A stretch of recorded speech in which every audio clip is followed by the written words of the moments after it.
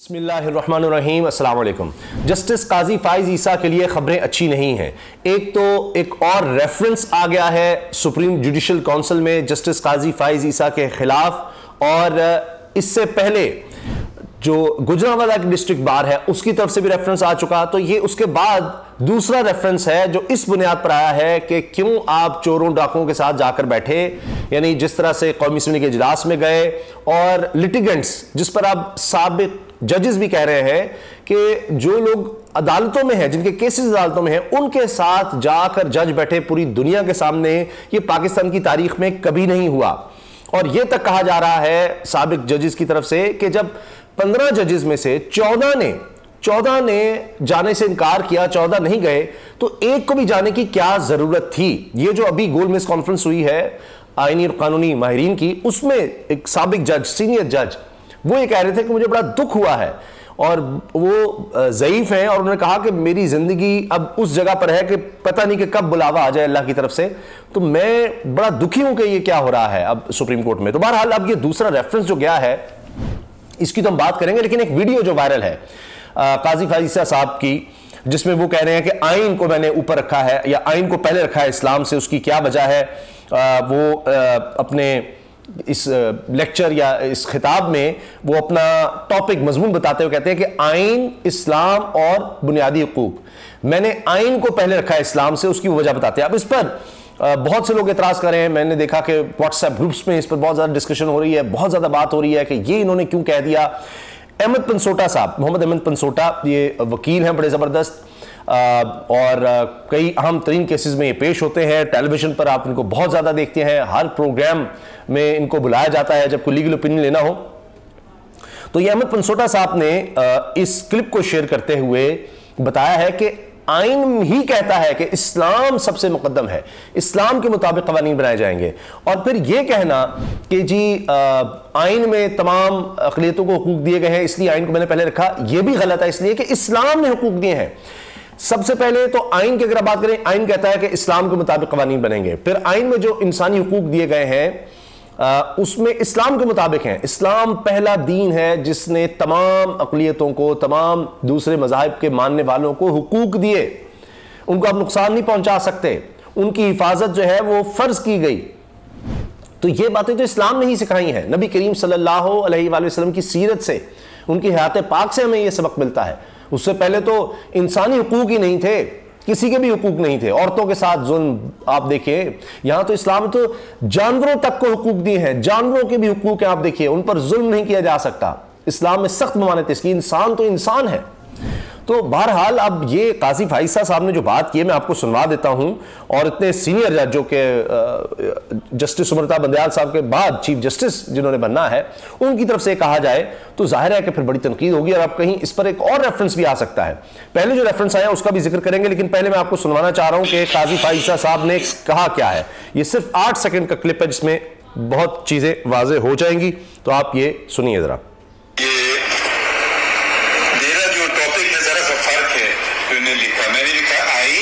इस्लाम और बुनियादी हुकूक, ठीक है। अब आपको बताऊंगा कि आइन, वो कह रहे हैं कि मेरा टॉपिक मुख्तलिफ है, आइन, इस्लाम और बुनियादी हुकूक। अब वो कहते हैं मैं बताऊंगा कि मैंने आइन को पहले क्यों रखा है, वो भी सुन लीजिए। बताऊंगा कि आइन पहले क्यों आया और इस्लाम बाद में क्यों आया। क्योंकि आइन पहले क्यों आया और इस्लाम बाद में क्यों आया, मैं वो भी बता देता हूं आपको। क्योंकि आइन जो है वो हर शहरी को तहफ़्फ़ुज़ देता है, उसमें ईसाई भी हैं, हिंदू भी हैं, दूसरे मज़ाहिब भी हैं, सिख भी हैं। तो आइन पहले आएगा और इस्लाम इसलिए बाद में आएगा। ये यानी आइन इसलिए पहले आएगा और इस्लाम बाद में आएगा कि आइन में दीगर मज़ाहिब के लोगों को भी हुकूक दिए गए हैं, और इस्लाम बाद में आएगा। वो ये कहना चाह रहे हैं कि इस्लाम में नहीं है हुकूक बाकी मज़ाहिब के, तो ये बिल्कुल फैक्चुअली हकीकतन ये बात गलत है। और वो इस पर बाकायदा जोर दे रहे हैं कि जो वो बात कर रहे हैं कि जी मैंने पहले क्यों रखा है आइन को, और वो यानी इसमें और कोई मतलब नहीं निकल रहा, वो खुद इस बात को बार बार वाज़े कर रहे हैं। क्यों आया इस्लाम बाद में क्यों आया।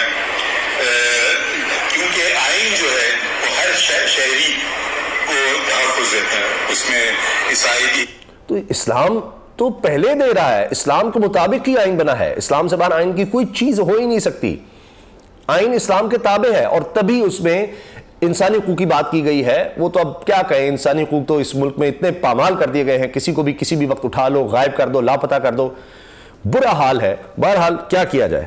हिंदू भी हैं, दूसरे मज़ाहिब भी हैं, सिख भी हैं, तो आइन पहले आएगा और इस्लाम इसलिए बाद में आएगा। आइन पहले आएगा और इस्लाम इसलिए बाद में आएगा। अब इस पर मोहम्मद अहमद पंसोटा कहते हैं, I can understand stress that Qazi Faisa wants to lay down on importance of the constitution but what he is saying is factually incorrect. वो कहते हैं जी मैं समझ सकता हूं काजी फाइसा क्या कहना चाह रहे हैं, किस चीज पर जोर देना चाह रहे हैं कॉन्स्टिट्यूशन के हवाले से, लेकिन जो वो कह रहे हैं वो फैक्चुअली गलत है, हकीकत में वो बिल्कुल गलत है। Article 2, article 31 and article 127, article 127 constitution का 1973 के आइन का requires all laws to be in conformity with Quran and sunnah. तो आइन का आर्टिकल है 2, 31 और 127 जो कहता है कि तमाम कवानीन जो है वो कुरान और सुन्नत के मुताबिक होंगे, उसके अंडर ही बन सकते हैं। अब इस पर एक और साहब ने कमेंट किया जिसका जवाब अहमद पंसोटा साहब ने दिया कि जी इन टाइम्स ऑफ प्रॉफिट मोहम्मद सल्लल्लाहु अलैहि वसल्लम all religions were protected and all of them had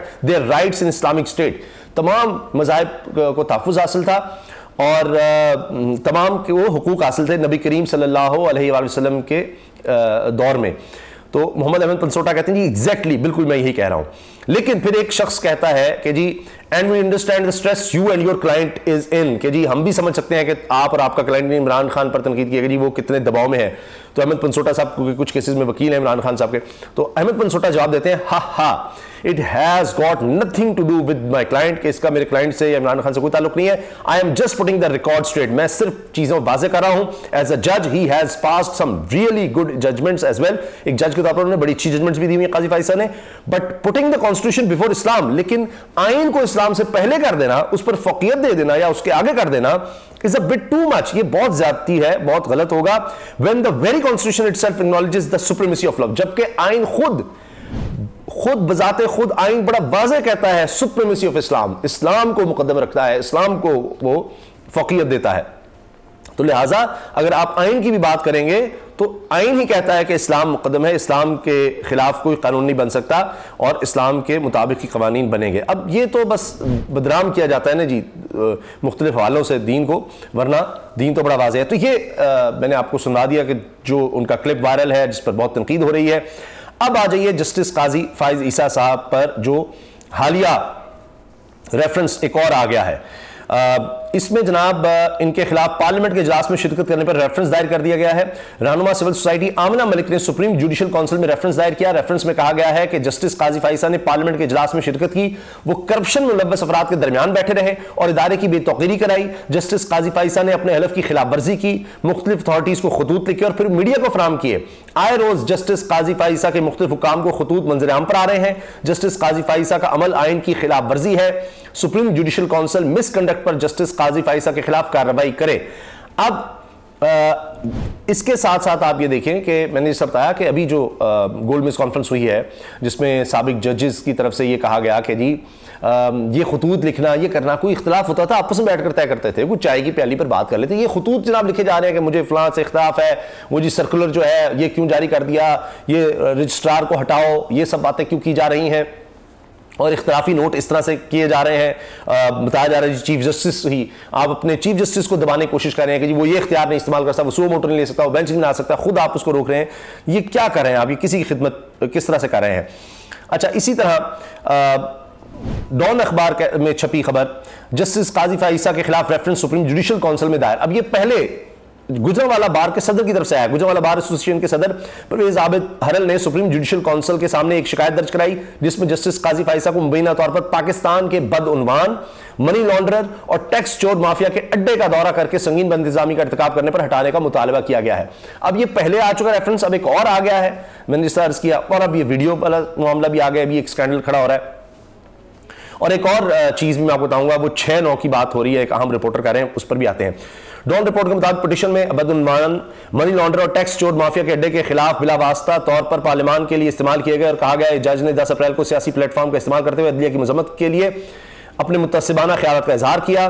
justice काजी फाइज ईसा के खिलाफ 8 जुलाई 2021 को गुज़श्ता PTI हुकूमत की जानिब से दायर करदा क्यूरेटिव नज़रसानी की दरखास्त पहले ही चीफ जस्टिस के सामने ज़ेरे इल्तवा है। अब ये एक और शिकायत आ गई है गुजरांवाला बार की तरफ से, उनके सदर की तरफ से, कि जस्टिस काजी फाइज ईसा को आर्टिकल 209 के तहत क्योंकि मुबीना तौर पर अदलिया की बतौर इदारा मजम्मत करने और अपने इंतहाई निजी और गैर मारूजी ख्यालात का इजहार करने के लिए सियासी फोरम का इंतखाब करने पर सुप्रीम जुडिशल काउंसिल की सिफारिश के जरिए हटाने की दरखास्त की जाती है।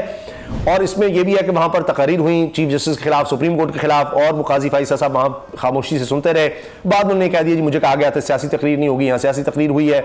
ये उन्होंने जरूर उस पर वजाहतें दी, लेकिन बहरहाल 2 रेफरेंस अब कम से कम सिर्फ इस हवाले से आ चुके हैं। क्यूरेटिव रिव्यू पहले से है, पेंडिंग है चीफ जस्टिस के सामने, और इसके साथ साथ रिजवान गिलज़ई ये बड़े ज़बरदस्त सहाफ़ी हैं, एक्सप्रेस न्यूज़ से वाबस्ता हैं, ऑथर ई ट्रिब्यून में लिखते भी हैं, और इन्होंने एक बात की है, ब्रेकिंग न्यूज़, बड़ी विकेट गिर गई, आईने पाकिस्तान को 6-9 यानी 9-6 बल्कि आईने पाकिस्तान को 9-6 की वाज़े बरतरी हासिल, मजीद एक विकेट गिरने का इम्कान है। अब जितना उन्होंने कहा मैंने आपको बता दिया है। अब इससे पहले अगर इसको हम देखें क्या वो कह रहे हैं, तो 8-7 का कहा जा रहा था कि जी 15 जजेस में से 8 इस वक्त बड़े वाज़े तौर पर समझ रहे हैं इलेक्शंस करवाने चाहिए 90 दिन के अंदर, या उससे ऊपर गए हैं तो इलेक्शन तो हर सूरत होने चाहिए। तो लगता तो ये है कि उसी हवाले से कह रहे हैं कि एक और जज साहब जो है वो इस तरफ आ गए हैं, तो लिहाजा अब ये 9-6 की होगी और शायद एक और विकेट गिरने वाली है, तो फिर 10 तादाद हो जाएगी उन जजेस की जो कहते हैं कि जी हम सुप्रीम कोर्ट चीफ जस्टिस के साथ खड़े हैं और आइन के मुताबिक इलेक्शन जल्द अज जल्द, अब 90 दिन से तो ऊपर चले गए लेकिन फिर भी जल्द अज जल्द होने चाहिए। तो ये सूरत हाल है। तो लग रहा है कि काजी फाइज ईसा साहब के लिए मुश्किलात बढ़ती चली जा रही हैं। इजाज़त दीजिए, अल्लाह हाफ़िज़।